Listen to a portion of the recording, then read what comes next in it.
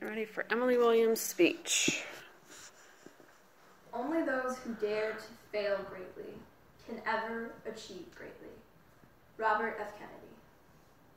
In this speech, I will talk about how some of the world's most famous individuals were once considered failures, how each individual defines their own success, and how success can be many things, big or small. What does Harry Potter, an iPhone, and a famous talk show all have in common?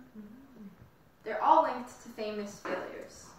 Almost every successful person was once considered a whopping failure. Authors, politicians, business people, and celebrities. What do you think about when you hear the name Steve Jobs, J.K. Rowling, Oprah Winfrey, or even Abraham Lincoln, who's considered one of our nation's most popular presidents? I think about multi-million-dollar businesses. Apple, Lucasfilms. I think about a book franchise that impressed the world. I think about a talk show that was so popular that one person's opinion could change the beliefs of our whole country. I think about a proclamation that freed hundreds of individuals and a man who had the composure and wisdom to hold a nation together when it was on the verge of being torn apart. I think about major accomplishments, impressive achievements. However, history and the media have a bad habit of ignoring the failures that these successes were built upon. They like to ignore the ugly sides of history. Steve Jobs was fired from the company he helped create and practically left with nothing.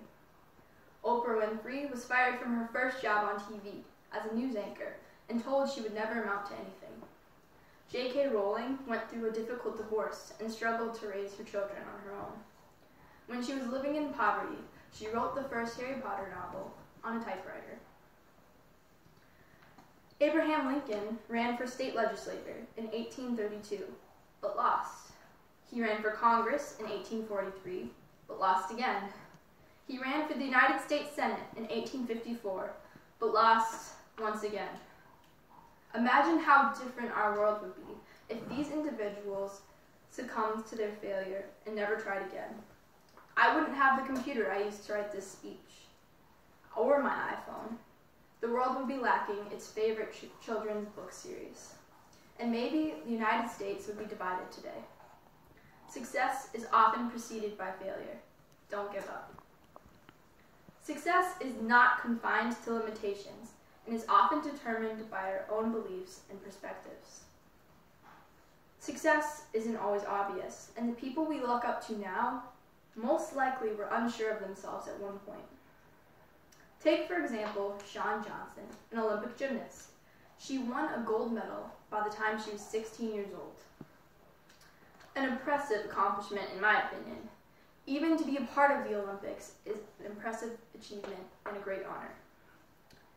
Unfortunately, according to a project she was a part of called I'm Second, she believed at the time that she was a failure. She was expected to bring home 5 gold medals, and when a silver medal was placed around her neck, the man who gave it to her whispered, "I'm sorry."